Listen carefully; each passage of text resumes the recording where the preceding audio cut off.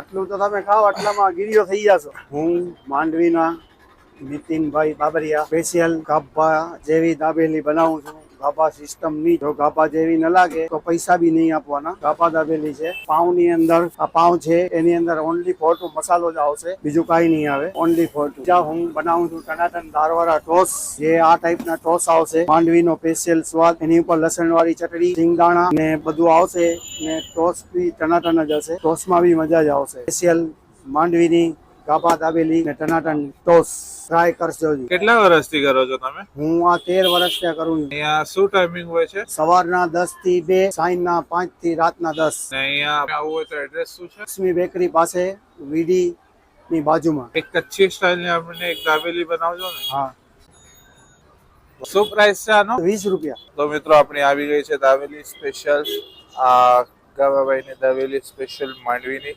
હવે આપણે ટ્રાય કરીએ। શું તમે અહીંયા ખાધું છે એ મને કમેન્ટમાં જરૂરથી કહેજો।